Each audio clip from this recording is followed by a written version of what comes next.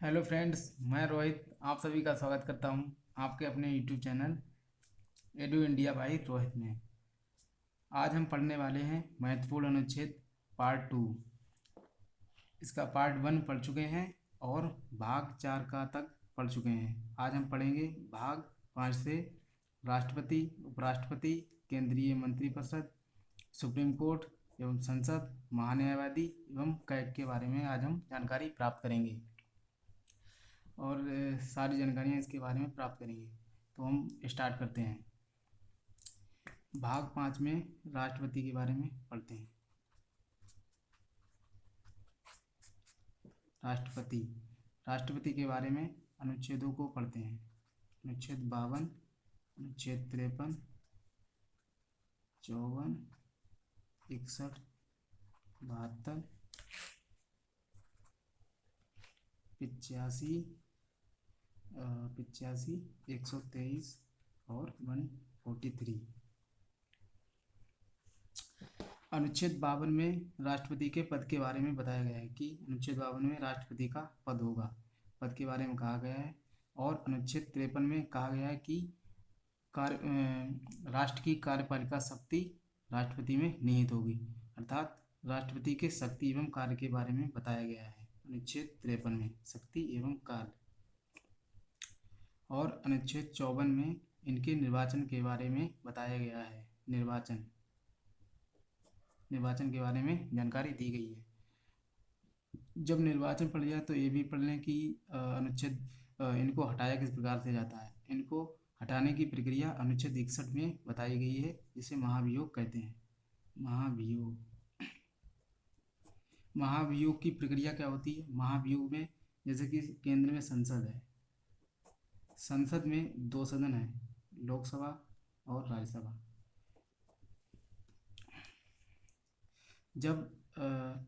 जब महाभियोग राष्ट्रपति के विरुद्ध लाया जाता है तो राष्ट्रपति को 14 दिन पूर्व भी सूचित कर दिया जाता है कि आपके विरुद्ध महाभियोग लाया जाएगा, और उसको 2/3 बहुमत से लोकसभा से पारित कराना होता है और इसके बाद 2/3 बहुमत से ही राज्यसभा से पारित कराना होता है।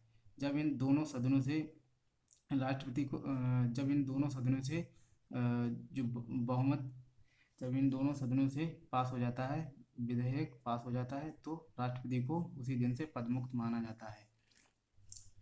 और इस प्रकार अनुच्छेद 72 में क्षमादान की शक्ति राष्ट्रपति को प्राप्त है। राष्ट्रपति किसी भी प्रकार का क्षमादान कर सकते हैं, जैसे चाहे वो मृत्युदंड ही क्यों ना हो, मृत्युदंड भी क्षमा करने का अधिकार राष्ट्रपति को प्राप्त है। अनुच्छेद 72 के अंतर्गत राष्ट्रपति जी अनुच्छेद 72 के अंतर्गत क्षमादान दे सकते हैं, चाहे वो सैनिक न्यायालय से हो या किसी प्रकार का भी हो। अनुच्छेद 61 में महाभियोग और 72 में क्षमादान की शक्ति। अनुच्छेद 85 में राष्ट्रपति को लोकसभा विघटन की शक्ति प्राप्त है।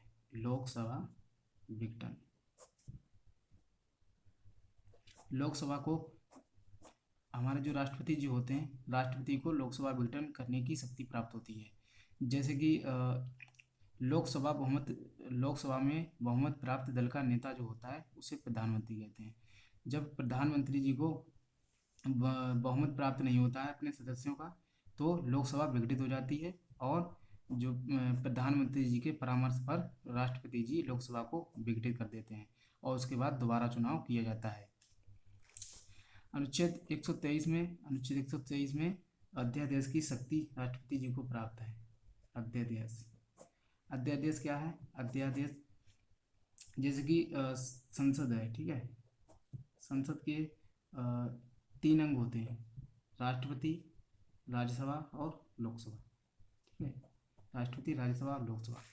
जैसे कि हालांकि संसद के जब सदन नहीं चल रहे होते हैं राज्यसभा और लोकसभा के, हालांकि एक साल में इनके 2 ही 3 बैठक होती हैं, और जिस प्रकार इनके सदन नहीं चल रहे होते हैं, इनकी बैठक नहीं हो रही होती हैं, तो राष्ट्रपति जी अकेले ही, और देश को किसी बड़े कानून की ज़रूरत होती है तो राष्ट्रपति जी अकेले ही इस शक्ति को अनुच्छेद 123 के अनुसार कानून बना सकते हैं और देश में लागू करवा सकते हैं, ठीक है। और अनुच्छेद 143 के अंतर्गत राष्ट्रपति जी को supreme court, SC supreme court, ठीक है। सुप्रीम कोर्ट से सलाह लेने की शक्ति प्राप्त है। राष्ट्रपति जी अनुच्छेद 143 के अंतर्गत सुप्रीम कोर्ट के जो मुख्य न्यायाधीश जी होते हैं उनसे सलाह ले सकते हैं, लेकिन उनकी सलाह को मानने के लिए बाध्य नहीं है, ठीक है। रिवीजन कर लेते हैं। अनुच्छेद 52 में राष्ट्रपति जी के पद के बारे में, अनुच्छेद 53 में उनकी शक्तियां एवं उनके कार्यों के बारे में बताया गया है, अनुच्छेद 54 में निर्वाचन की प्रक्रिया के बारे में बताया गया है, और 61 में महाभियोग के बारे में, महाभियोग की मतलब उनको किस प्रकार से हटाया जाता है। अनुच्छेद 72 में क्षमादान की शक्ति, 85 में लोकसभा को विघटन कर सकते हैं, और 123 में अध्यादेश जारी कर सकते हैं, 143 में सुप्रीम कोर्ट से सलाह ले सकते हैं। आगे बढ़ते हुए उपराष्ट्रपति, अनुच्छेद 63 एवं अनुच्छेद 64, ठीक है। अनुच्छेद 63 में उपराष्ट्रपति जी के पद के बारे में बताया गया है कि भारत के एक उपराष्ट्रपति जी होंगे। वर्तमान में M वेंकैया नायडू जी हैं, एवं उपराष्ट्रपति जो राष्ट्रपति जी हैं वो रामनाथ कोविंद जो वर्तमान में हमारे राष्ट्रपति हैं।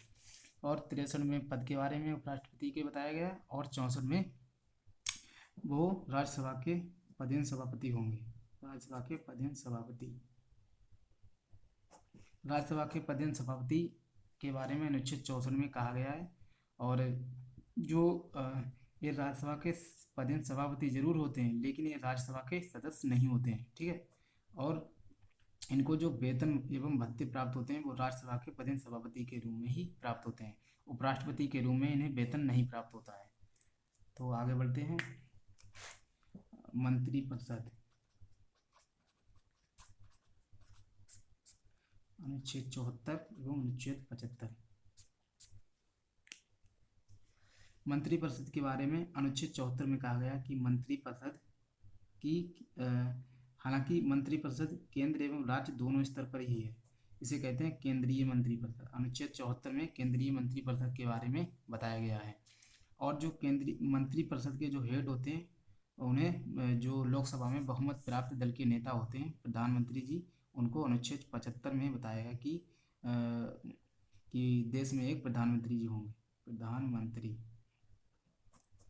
हालांकि प्रधानमंत्री जी जो होते हैं वो वास्तविक शक्तियों को, जो हमारी कार्यपालिका की वास्तविक शक्तियाँ होती हैं उनको प्रयोग हमारे प्रधानमंत्री जी करते हैं, एवं जो राष्ट्रपति जी हैं ये संवैधानिक प्रमुख होते हैं और ये वास्तविक शक्तियाँ प्राप्त नहीं करते हैं।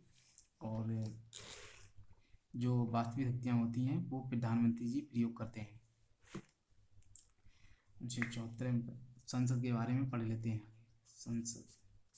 संसद के बारे में अनुच्छेद 79, 80, 81, 100, 105, 108,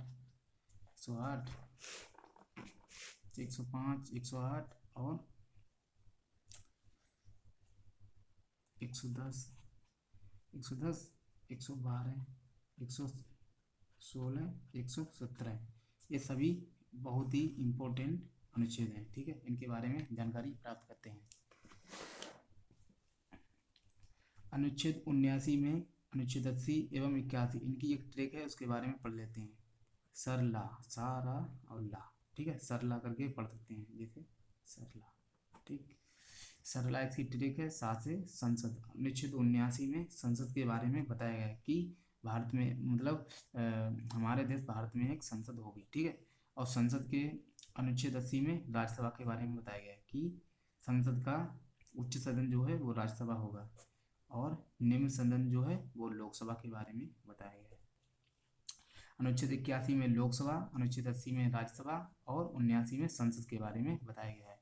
अनुच्छेद 100 में जो लोकसभा अध्यक्ष जी होते हैं, जब किसी भी कोई भी विधेयक होता है, ठीक है, तो वो पास होता है तो किसी भी प्रकार से मत बराबर हो जाते हैं, जैसे कि 50 और 50 दोनों तरफ मत बराबर हो जाते हैं, तो लोकसभा अध्यक्ष जी जो होते हैं वो निर्णायक मत देते हैं, और जिस तरफ वो मत अपना दे देते हैं उसी तरफ मतलब उनका निर्णय हो जाता है, ठीक है। और वही वही जीत जाते हैं अर्थात। और अनुच्छेद 105 में जो है वो संसद को विशेष अधिकार दिए गए हैं, संसद को विशेष अधिकार, संसदीय विशेष अधिकार, ठीक है। संसद को विशेष अधिकार प्राप्त हैं अनुच्छेद 105 के अंतर्गत। और अनुच्छेद 100 में लोकसभा अध्यक्ष जी निर्णायक मत देते हैं, ठीक है। अनुच्छेद 108 में संयुक्त अधिवेशन के बारे में बताया गया है, संयुक्त अधिवेशन, ठीक है। संयुक्त अधिवेशन के बारे में अनुच्छेद 108 में बताया गया है। और इसके अंतर्गत जो जैसे कि संयुक्त अधिवेशन है, ठीक है। यदि मैं आपसे पूछूं कि संयुक्त अधिवेशन कौन बुलाता है, तो आपका उत्तर होना चाहिए राष्ट्रपति जी संयुक्त अधिवेशन को बुलाते हैं। लेकिन इसकी जो अध्यक्षता होती है वो हमेशा लोकसभा अध्यक्ष ही करते हैं, ठीक है। ये बहुत ही इंपॉर्टेंट क्वेश्चन हो गया। अनुच्छेद 110 में धन विधेयक के बारे में वर्णन है। धन विधेयक, जो धन विधेयक होता है, धन विधेयक हमेशा लोकसभा में धन विधेयक के बारे में संयुक्त बैठक कभी भी नहीं बुलाई जाती है, क्योंकि संयुक्त अधिवेशन, क्योंकि धन विधेयक में लोकसभा को राज्यसभा से अधिक शक्तियां प्राप्त हैं। लोकसभा यहाँ पर अधिक शक्तियां प्राप्त करती है। और धन विधेयक राज्यसभा केवल 14 दिन तक ही रोक सकती है। यदि 14 दिन होने पर अगर वो पास नहीं करती है तो भी धन विधेयक पास मान लिया जाता है। इसलिए कहा जाता है कि लोकसभा को धन विधेयक में राज्यसभा से अधिक शक्तियां प्राप्त हैं, जो कि अनुच्छेद 110 के अंतर्गत धन विधेयक का वर्णन है। अनुच्छेद 112 में बजट का वर्णन है। बजट जो है वो हालांकि बजट के बारे में बजट शब्द का संविधान में प्रयोग नहीं हुआ है। इसकी जगह पे वार्षिक वित्तीय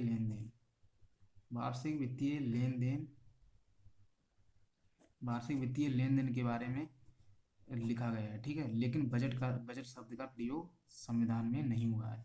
112 में बजट के बारे में बताया गया है वैसे। और 116 में जैसे कि 116 में होता है लेखानुदान, ठीक है। लेखानुदान ये क्या है?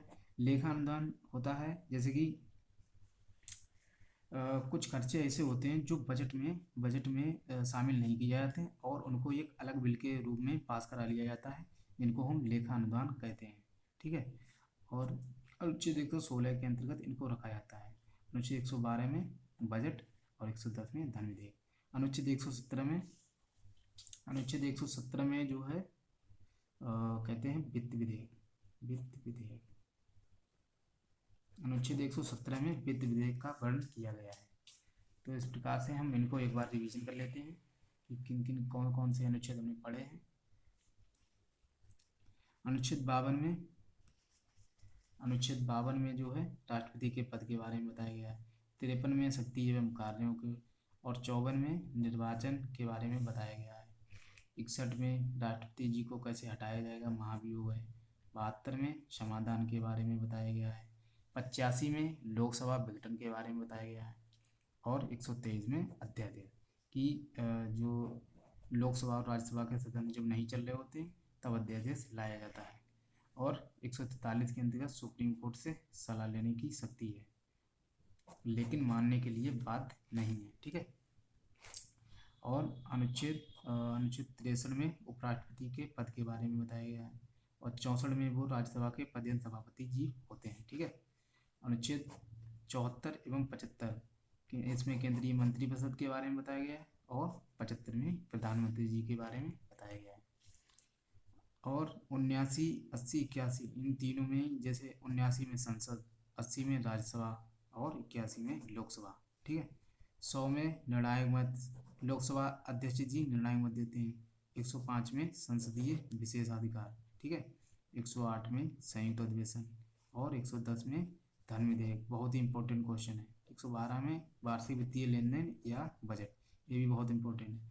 116 में लेखानुदान, 117 में वित्त विधेयक, ठीक है। तो इस प्रकार से आई होप वीडियो पसंद आई होगी।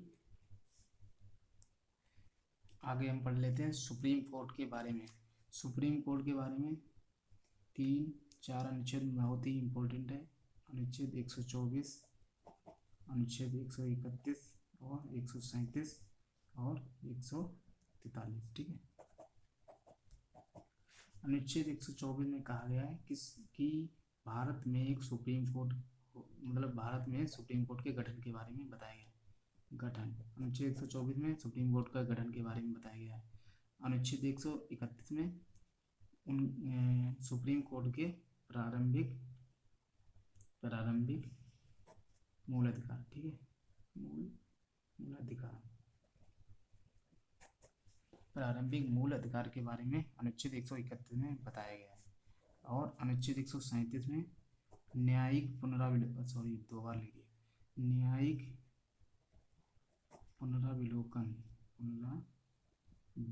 ठीक है। अनुच्छेद 137 में न्यायिक पुनरावलोकन के बारे में बताया गया है। अनुच्छेद न्यायिक पुनरावलोकन क्या है?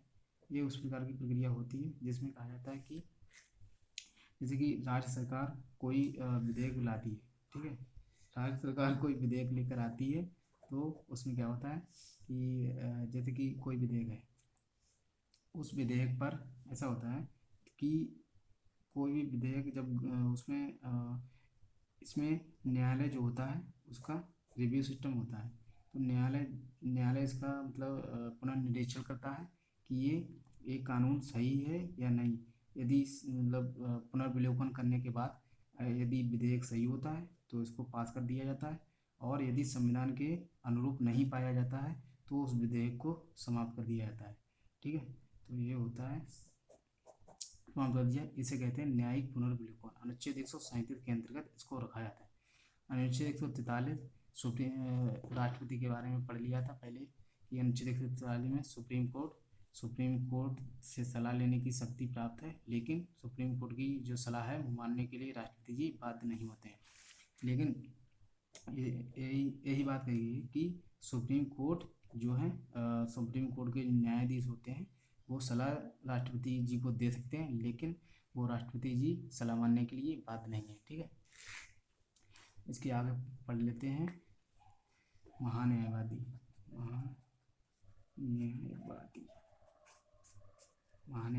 एवं कायद, ठीक है।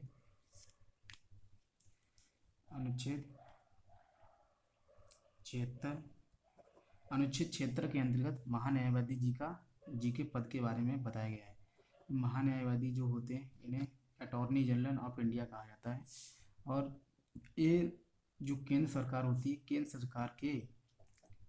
केंद्र सरकार के मुख्य विधि अधिकारी होते हैं, ठीक है, केंद्र सरकार के मुख्य विधि अधिकारी होते हैं, और महान्यायवादी जी ही के द्वारा ही मतलब कानूनी फैसले मतलब बताए जाते हैं, ये सलाह देते हैं, और इसके बाद ही कोई कानून पर अमल किया जाता है, ठीक है। ये प्रथम विधि अधिकारी भी कहे जाते हैं। ये वरिष्ठ IAS अधिकारी जी होते हैं, वरिष्ठ IAS अधिकारी, ठीक है, और ये राष्ट्रपति द्वारा नियुक्त किए जाते हैं, राष्ट्रपति द्वारा इनकी नियुक्ति की जाती है, और ये प्रसाद पर्यंत ये पद धारण कर सकते हैं। यानी प्रसाद पर्यंत क्या होता है? प्रसाद पर्यंत जैसे कि राष्ट्रपति जी जब चाहें इन्हें नियुक्त कर सकते हैं एवं जब चाहें हटा सकते हैं, ठीक है, ये होता है प्रसाद पर्यंत, मतलब राष्ट्रपति की इच्छा पर निर्भर होता है इनका पद। कैग, अनुच्छेद 148 के अंतर्गत कैग का वर्णन किया गया है। CAG controller and auditor of general, ठीक है। कैग वर्तमान में कौन है? वर्तमान में है गिरीश चंद्र मुर्मू। गिरीश चंद्र मुर्मू जो हैं वो कैग वर्तमान में है। कैग क्या होता है? कैग का पद बहुत ही इम्पोर्टेंट है संविधान में, क्योंकि कैग के द्वारा ही जितने भी घोटाले होते हैं, घोटालों के बारे में जितने भी घोटाले होते हैं वो कैग द्वारा ही उजागर किए जाते हैं। जैसे 2G स्पेक्ट्रम या कोलगेट घोटाला, जितने भी प्रकार के घोटाले हुए थे उसको जो है कैग ने ही उजागर किया था, ठीक है। तो इस प्रकार कैग का पद बहुत ही इम्पोर्टेंट हो जाता है। लेकिन जैसे कि महान्यायवादी और कैग में डिफरेंस है कि नियुक्ति दोनों की ही राष्ट्रपति जी करते हैं, लेकिन कैग का पद प्रसाद पर्यंत नहीं होता है, अर्थात जो है जो राष्ट्रपति जी इनको नियुक्त तो कर सकते हैं, लेकिन इनको अपनी इच्छा से हटा नहीं सकते, ठीक है। और अ, इनकी जो मतलब इनका कार्यकाल जो होता है वो 6 वर्ष या 65, 6 वर्ष या 65, मतलब 6 साल का इनका कार्यकाल होता है, और 65 वर्ष, मतलब 65 वर्ष की एज तक ये कर सकते हैं। इनमें दोनों में से जो पहले पूरा हो जाए, ठीक है। इसके बाद इन्हें पद से हटा दिया जाता है। और कैग के बारे में जो है इम्पोर्टेंट आपको बता चुका हूँ। तो आशा करता हूँ कि आपको वीडियो पसंद आई होगी, और इसे लाइक भी करें, लाइक, शेयर और सब्सक्राइब करें, जिससे कि मैं अच्छी से अच्छी वीडियो लेकर आऊँ आपके लिए, ठीक है। और इस प्रकार से जय हिंद, वंदे मातरम।